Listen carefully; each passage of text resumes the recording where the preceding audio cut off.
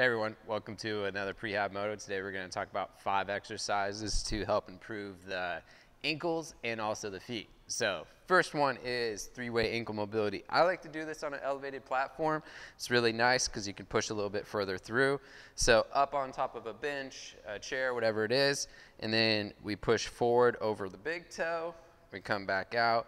We push forward over the inside of the big toe, come back out, and then outside of the big toe or outside of the little toe, and we keep transitioning from middle out, middle in, middle out. We do this about 15 total times, being 1, 2, and 3. If this height is a little bit too aggressive, you can always do it on a lower thing.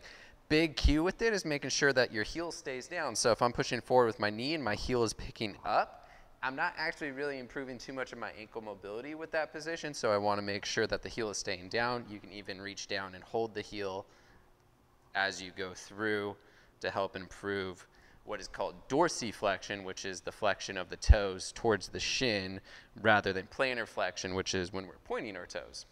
So dorsiflexion, really important because that's how we jump. It's how we absorb energy while we're riding through the pegs.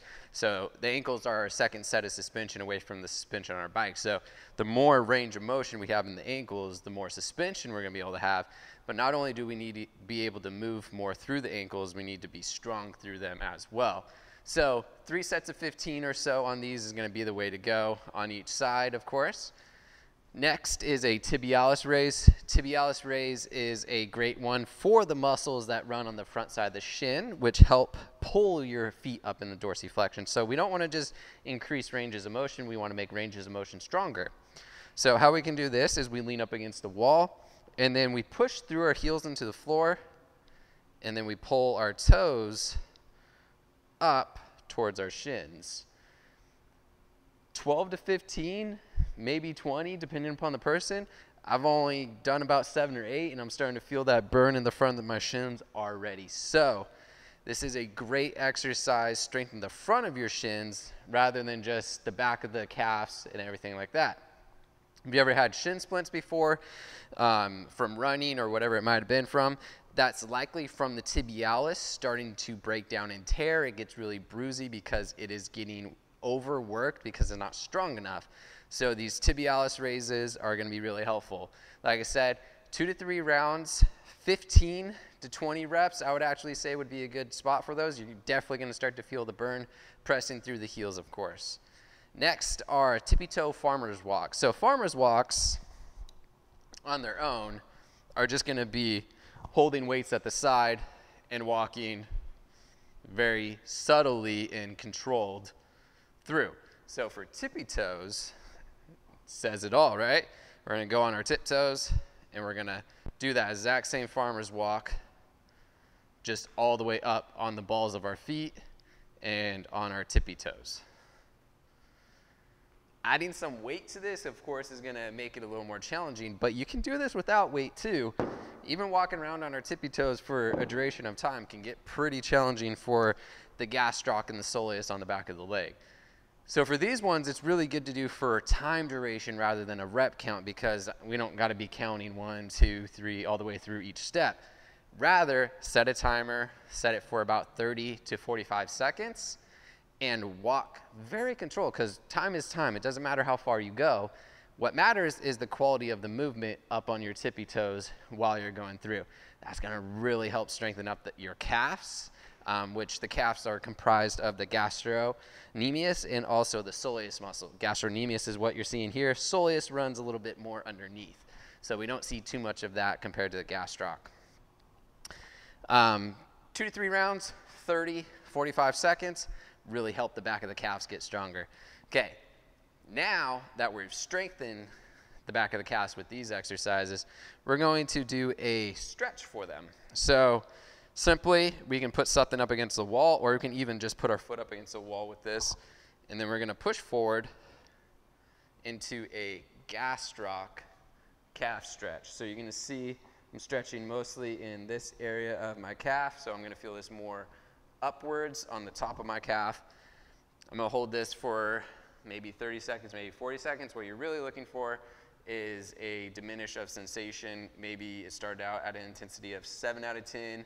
So you're going to look for it maybe to drop to like a 4 or 5 out of 10. And you get two options when that happens. You can either go further into the stretch or you can call it good. For this particular stretch of the Gastroc, 2 to 3 rounds on each side is going to be really good. Then we can stay in this position and actually go into a Soleus stretch. So the Soleus stretch looks very similar, but rather than my knee being locked out like it was for the Gastroc, I'm actually going to bend my knee and push forward towards the wall. What that's going to do is move the stretch more down into the lower part of the calf, which a lot of people would associate the sensation with the Achilles tendon, which runs off of the Gastroc, but the Achilles tendon is tendon, it's fascia material, so it's not very pliable. It's very stiff, being of that connected tissue. So when you're feeling more of a stretch, you're actually feeling the stretch in your soleus, because that soleus runs the whole length of your lower back leg. So same rules apply to this. Look for a sensation to drop while doing it, 2 to 3 rounds on each side. Last but not least for stretches is going to be the hero stretch. So I got some pads down here for my knees to go on, and then I'm going to put my feet back behind me. This is going to stretch the tibialis anterior, which is the muscle that we worked when we were leaning up against the wall in dorsiflexion. So we're going to go into a plantar flex position, and then we're just going to go ahead and just sit back onto our heels here. So you can see how that's pulling the shins into length. If you don't feel much of a stretch in this position, if you start to lean back a bit more, you're going to start stretching in those more. And actually, if you start to let your knees lift a little bit more, you're going to get even more of a stretch. Sometimes a little bit of a quadricep stretch here, which is totally fine. Let's call it a 2-for-1 right there.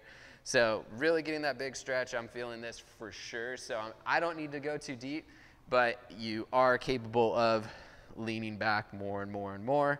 Even as I'm sitting here, this is actually releasing a little bit, which is allowing me to sit back further.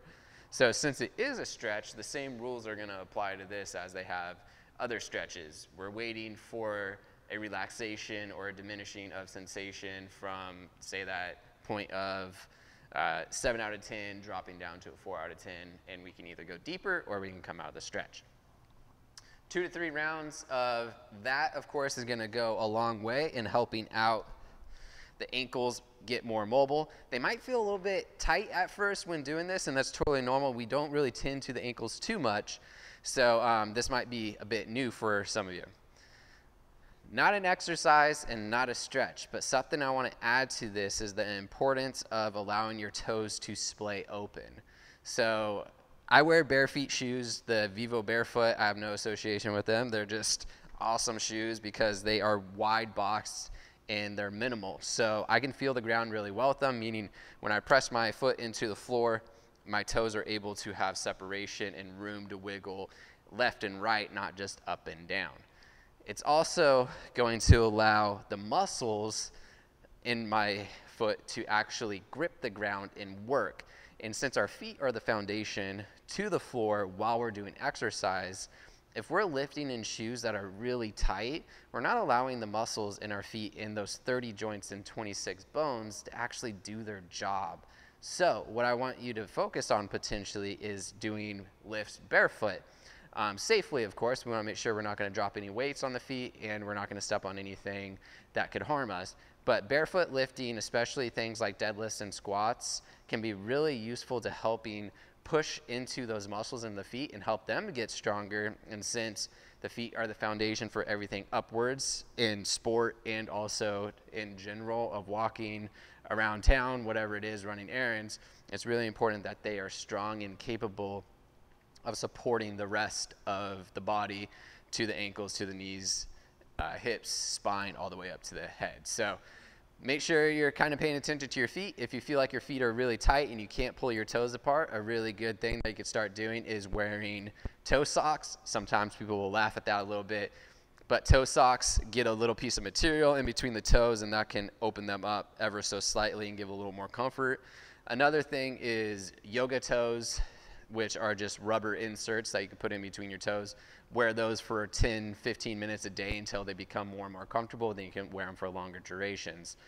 Of course, in sport, you know, be it motocross, be it rock climbing, running, soccer, football, whatever it is, shoes can tend to be a little bit tight, but that's okay for those moments because that's only going to be specific for the sport.